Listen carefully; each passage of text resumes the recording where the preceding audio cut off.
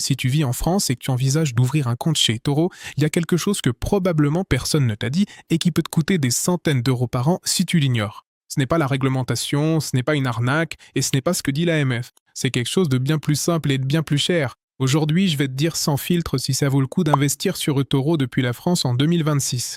Quand j'ai creusé le sujet, j'ai découvert qu'eToro est enregistré comme prestataire de services sur actifs numériques auprès de l'AMF, l'Autorité française des marchés financiers, depuis juin 2022. Et comme si cela ne suffisait pas, en février 2025, elle a également obtenu la licence MiCA, qui est le nouveau cadre européen de régulation des cryptos, ce qui lui permet d'opérer dans toute l'Union européenne avec les règles les plus strictes qui existent aujourd'hui. En plus, son principal régulateur est la CXSC à Chypre et elle est également supervisée par la FCA au Royaume-Uni. Mais voici un détail qui embrouille beaucoup de Français et je le comprends parfaitement. Quand tu cherches eToro AMF sur Google, tu tombes sur des articles qui parlent de la liste noire de l'AMF et il est facile de penser « Oula, donc eToro est interdit ». Eh ben non, eToro n'est pas sur la liste noire. Ce qui se passe, c'est que l'AMF publie cette liste pour alerter sur les courtiers frauduleux.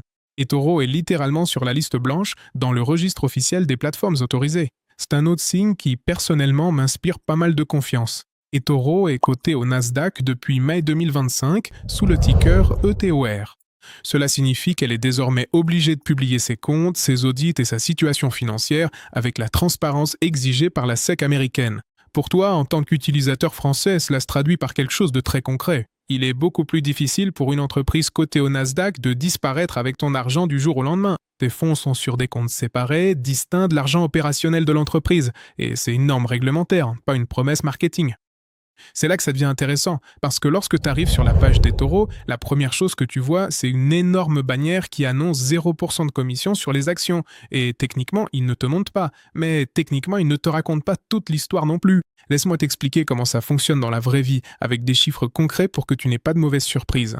Le 0% de commission ne s'applique que lorsque tu achètes des actions réelles, sans effet de levier, et que tu les gardes en portefeuille. Si tu achètes une action Apple, une de LVMH, Moët Hennessy Louis Vuitton ou une de Total, tu ne paies pas de commission sur la transaction. Jusque-là, tout va bien. Le problème, c'est que lorsque j'ai commencé à calculer combien je payais réellement à chaque fois que j'investissais depuis la France, je me suis rendu compte que la commission la plus chère n'est pas celle qui s'affiche à l'écran, mais celle qui est cachée dans la conversion de devises. Tout le compte eToro fonctionne en dollars américains. Cela signifie qu'à chaque fois que tu déposes des euros depuis ton compte français, eToro convertit cet argent en dollars.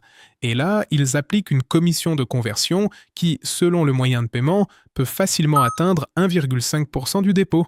Si tu déposes 1000 euros, tu peux perdre entre 10 et 15 euros avant même d'avoir acheté quoi que ce soit. Et ensuite, quand tu retires, ils reconvertissent 2 dollars en euros et appliquent à nouveau une commission. À cette conversion s'ajoute un autre détail qui, à mon avis, est le plus agaçant.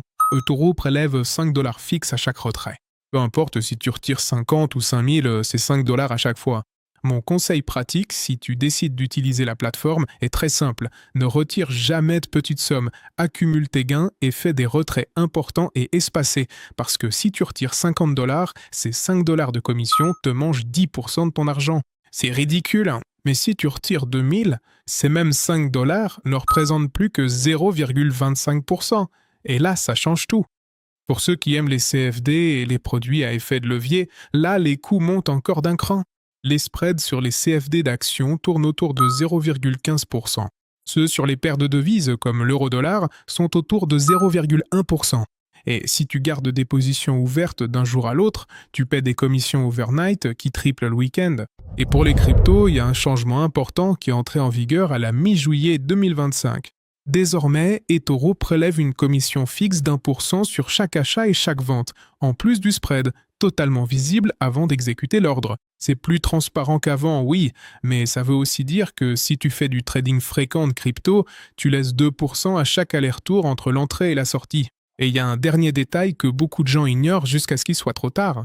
Si tu ouvres un compte et que tu l'oublies pendant plus de 12 mois, eToro commence à te facturer 10 dollars par mois au titre de frais d'inactivité. La solution est aussi simple que de se connecter au compte une fois par an, même si c'est juste pour regarder le solde. Mais si tu ne le sais pas, tu peux te retrouver avec un compte inactif qui s'est évaporé tout seul. Alors, comment tout cela se compare-t-il à la concurrence que tu as en France ? Eh bien regarde, si ton objectif principal est d'investir à long terme dans des actions européennes, des courtiers comme Trade Republic, Bourse-Banque ou Bourse Direct te proposent des commissions très basses et surtout te donnent accès au PEA, qui est l'enveloppe fiscale phare en France. Si tu recherches le courtier le moins cher d'Europe pour les actions internationales, DEGIRO ou XTB sont généralement plus efficaces en termes de coûts par opération.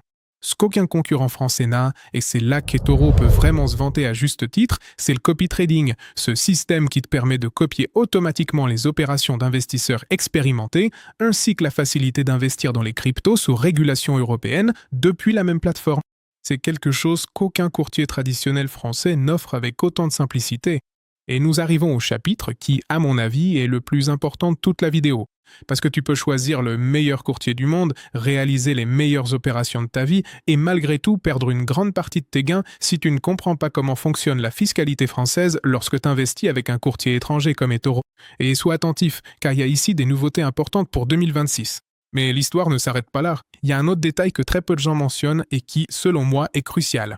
eToro est domicilié à Chypre, pas en France, Cela signifie qu'eToro ne transmet pas le fameux IFU, l'imprimé fiscal unique que les courtiers français envoient automatiquement au fisc. Toute la responsabilité de la déclaration repose sur toi. Et il ne s'agit pas seulement de déclarer les gains, il s'agit aussi de déclarer l'existence même du compte. Et c'est là que beaucoup de gens prennent peur. Alors après tout ça, la question à 1 million, est-ce que ça vaut le coup d'investir sur eToro depuis la France ? Ma réponse honnête et nuancée, parce qu'ici il n'y a pas de tout blanc ou tout noir, c'est la suivante. Si ton objectif principal est de construire un patrimoine à long terme en actions européennes, eToro n'est pas le meilleur choix en France. Pour cela, ouvre un PEH chez un courtier français et profite de l'exonération fiscale après 5 ans. C'est mathématiquement plus efficace. Mais, et ce mais est important, eToro a 3 cas d'usage où, à mon avis, il se démarque même depuis la France. Premièrement, si tu veux un accès facile aux actions américaines et aux marchés internationaux avec une interface intuitive. Deuxièmement, si le copy trading t'intéresse, car c'est probablement la meilleure implémentation de social trading disponible aujourd'hui en Europe. Et troisièmement, si tu veux une seule plateforme régulée pour combiner actions et crypto-monnaies sans avoir à ouvrir des comptes sur différents sites. Pour ces 3 profils, eToro a du sens en France, à condition que tu comprennes les frais de conversion et que tu fasses correctement ta déclaration fiscale. C'est une plateforme sérieuse, régulée, qui respecte les exigences de l'AMF et la nouvelle licence MiCA européenne, et qui possède des atouts très clairs en copy trading et en crypto, là où les courtiers français traditionnels ont encore des années de retard. Mais elle présente aussi des faiblesses très nettes en ce qui concerne les frais de conversion et surtout en matière d'efficacité fiscale par rapport au PEA. Si ta priorité est de construire un patrimoine à long terme en actions européennes, la réponse mathématique est qu'un PEA chez un courtier français sera plus avantageux pour toi. Si tu souhaites copier de bons investisseurs, investir dans les cryptos sous régulation européenne ou avoir un accès facile aux actions américaines avec une interface moderne, eToro est une option tout à fait valable, à condition de bien comprendre les coûts et de faire ta déclaration fiscale correctement chaque mois de mai. La décision finale dépend du type d'investisseur que t'es, pas de ce que dit une vidéo, même pas celle-ci. Je te laisse dans la description le lien avec la meilleure promotion que j'ai pu obtenir pour ouvrir un compte chez eToro si tu décides que c'est ce qu'il te faut.